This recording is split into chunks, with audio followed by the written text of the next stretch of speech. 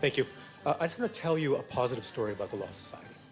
It is not the adoption, lay benchers, of a statement of principles that's going to bring shame from the public on the Law Society. Sorry, it's not the getting rid of the statement of principles. I'm speaking off the cuff. I got rid of my remarks. I didn't set out to come here. I have no burning ambition to govern my colleagues or the profession. So I never expected to run for bencher. And again, Mr. Treasurer, I didn't want to get into this. I didn't want to get into this. I'm a racist, not because of anything I've said, not because of anything I've done. Unfortunately, I have no email at my personal residence. I'm not two persons. I'm not schizophrenic, I don't think. I am a sole practitioner in a backwater, Prince Edward County. During and after the bencher election, I received a barrage of emails, most of them from ethnic minority lawyers and licensees, paralegals. And they contain two themes. One, thank God you're going to go in there and tell them that we don't want our professional lives to be governed by political correctness. We are just fine dealing with ourselves on the merit. And number two, and please do not circulate this email. We received the great number of votes. I think. Have you heard? There's a country out there where they promote a particular value and they ask lawyers to voluntarily affiliate themselves with it. Diversity in the small d is a valuable idea up to a point. And look at their definitions of what things mean. I have had to promise to them that I will promote equality, diversity, and inclusivity. I can voluntarily adopt my own personal and private statement of principles. No specific form required. Look, here are some precedents of what you must say to us. No sanctions yet. It won't be audited. So we're going to make a space for those who believe in this to say so. It's still, when you look at it, is all about the Law Society encouraging licensees to advance diversity. If you're white, you're racist. And I recoil at the suggestion that there is widespread racism among the professions. I recoil at that. We're not a history of exclusion in this Law Society. We are a history of inclusion. We've, in the last number of years, how many racialized candidates have been called to the bar? It's huge. Look at us, all around us. That audience that I seen was so multicultural that it makes this body look white. We have black people, we have white people, we have old, we have young, we have Jews, we have non-Jews. My call was incredibly diverse. I've been to all the calls this month, and they've all been incredibly diverse. We have Native Canadians. Only applicants who self-identify as a woman, Indigenous person, or a person with disability will be considered for these CRC opportunities. So, Asian, sorry, Chief. Racism, sure it exists, but is it systemic? That's a very harsh word, very, very leap of logic to use. And I interpret that to mean that all of the previous benchers and treasurers who've acted over the years for this society have constructed a racist organization and institution. He's a systemic racist because racism exists.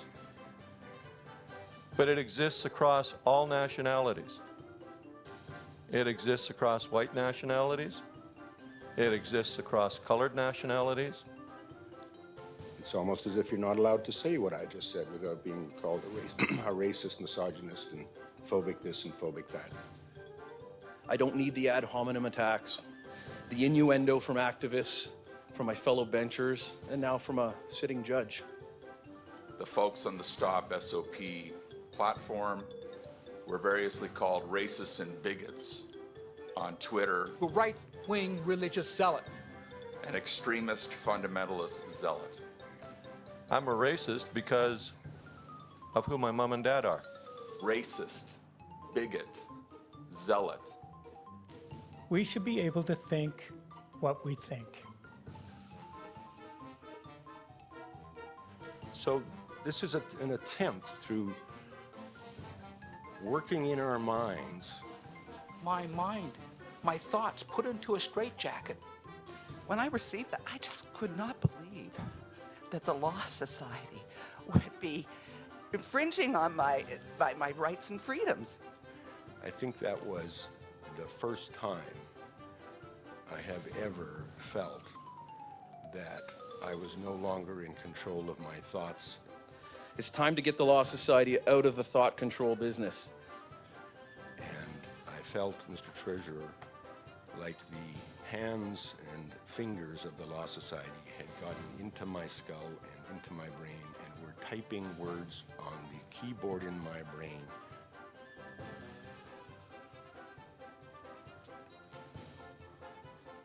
If you don't signal, then you're without virtue. That I sign up. What's next? If the Law Society can tell you to do this, say this, what's the next step? This is the first step to tyranny, in my humble opinion, Treasurer. And now consider in 1970, during the October crisis, that lists were drawn up. How will this be used in the future? What form of encouragement will I be subject to? I remember Pol Pot talking about an accelerated culture shift when he marched all of Phnom Penh out into the rice fields and the killing fields. When people were interned without trial during the Second World War, There are thoughts that had the British, under colonialism, given Hong Kong a basis for democracy, practiced it, built up the institution, then the Hong Kong today, in its resistance against totalitarianism from the mainland Chinese government, that movement will have a much better chance to succeed as when people said, I disagree with conscription, and they were taken to Camp Petawawa, when the mayor of Montreal was arrested outside Montreal City Hall and put into internment without trial for 5 years. But I was willing to, and I'm still willing to this day, to risk disbarment, to not comply with the requirement to write a statement of principles that are not my own. The statement of principles is, at best, badly drafted regulation, and we owe a duty not to promote bad drafting. But I don't know about you, when I cross-examine a witness, I'm not interested in being polite to them, no matter who they are or what they are. My son, at the time, about 16, he's white. He's a racist. And behind, I'm going to call it the mask, there is a serious political ideology. Put your own mask on first. Otherwise, you will not be able to advocate for the one whose life is in your hands. Paralegals are discriminated against within the legal profession by mere virtue of them being paralegals. How else do you find out what will work? It's the so-called people of privilege whose minds you want to change. Listen to some of us. Whoever that person is that is laid in front of you, that is the person that you should stop and help. And so I'm calling out to you today to please value the democratic and free tradition that we have in Canada. I don't see how we're leading to anything other than tribalism. And Mr. Groy's motion doesn't count because, in fact, it's half a loaf. And that's why I seem to get approached nonstop by total strangers. That we are all fighting over the same pie and have to, and there's oppressors and oppressed, and if you are on top, it must be because you got there via putting someone else down. When you fly on a jet, we've all had that experience. To ensure that us and our children have a bright future. It's a little bit like Boeing's new guidance system. It has a pilot and 2 Doberman pincers. And trying to correct imbalances when it may not be systemic racism that's the cause. I'll reserve the rest of my time for Bencher Klippenstein. Not sure what that means, but Bencher Klippenstein, please proceed. Well, you could just write on a paper, F the Law Society, seal it, put it away, check the box. We all did a great job, so thank you very much.